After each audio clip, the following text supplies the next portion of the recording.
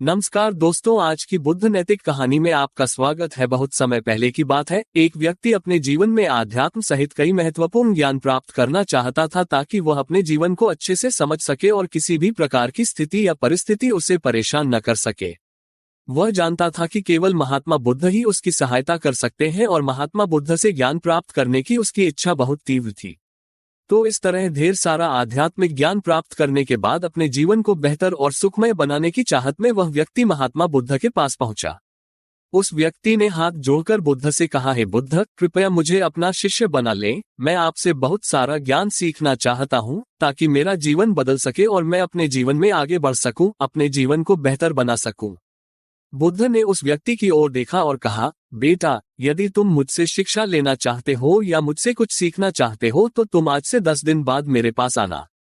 वह व्यक्ति 10 दिन बाद वापस लौटा और दोबारा बुद्ध के पास आया और बोला, हे बुद्ध, अब 10 दिन बीत गए हैं, कृपया मुझे शिक्षा दें। बुद्ध का उत्तर फिर ये था, यदि तुम कुछ सीखना चाहते हो तो तुम 10 दिन बाद आओ। ऐसा कई महीनों तक चलता रहा। जब भी शिष्य उनके पास आता तो गौतम बुद्ध उसे यह कहकर वापस भेज देते कि 10 दिन बाद आना।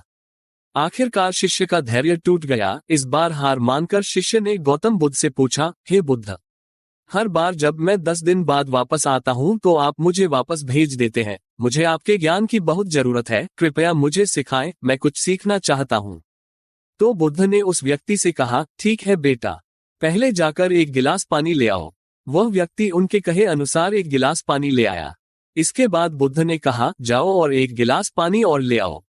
वह उनके निर्देशानुसार पानी से भरा एक और गिलास ले आया। अब महात्मा बुद्ध ने कहा, पहले गिलास में थोड़ी मिट्टी डाल दो।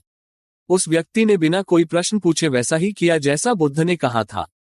मिट्टी डालते ही पहले गिलास का पानी पूरी तरह दूषित और गंदा हो गया। अब महात्मा बुद्ध ने उस व्यक्ति से कहा, पहले गिलास का पानी दूसरे गिलास में डालो। इस पर वह व्यक्ति बोला, महाराज जी, यदि मैं ऐसा करूंगा तो पहले गिलास का पानी न केवल गिरकर बर्बाद हो जाएगा बल्कि गंदा भी हो जाएगा। पहला गिलास पहले से ही पानी से भरा हुआ है, वह दूसरे गिलास का पानी कैसे रोक सकता है। इस पर महात्मा बुद्ध मुस्कुराए और बोले, हम तुम्हें यही समझाना चाहते हैं कि तुम अभी ज्ञान प्राप्त करने में सक्षम नहीं हो क्योंकि तुम्हारा दिमाग गंदे पानी से भरे उस गिलास की तरह पहले से ही सभी प्रकार के बेकार और बुरे ज्ञान से भरा हुआ है, रखा गया है। तो ऐसी स्थिति में मेरे द्वारा दिया गया ज्ञान आपके मन में कैसे समा सकता है। यदि मैं ज्ञान देने लगूंगा तो वह ज्ञान न केवल व्यर्थ चला जाएगा बल्कि प्रदूषित भी हो जाएगा। इसलिए सच्चा ज्ञान प्राप्त करने और आध्यात्मिक ज्ञान को समझने के लिए आपको अपने दिमाग में भरे हुए गलत और नकारात्मक विचारों को खाली करना होगा। आध्यात्मिक ज्ञान प्राप्त करने के लिए मन का पूर्णतः खाली होना आवश्यक है। यदि आप अपने आप से कहते रहेंगे कि आप सब कुछ जानते हैं तो आप कभी कुछ नहीं सीख सकते। इसलिए आप पहले गिलास में पानी खाली कर दें, तभी दूसरे गिलास में पानी समा पाएगा। इसी तरह अपने दिमाग को भी खाली कर दें और पुराने विचारों को दिमाग से बाहर निकाल दें। अब उस आदमी को बुद्ध की बात समझ आ गई और उसने पहले वाले गिलास से पानी खाली करके नई चीजें सीखने का फैसला किया।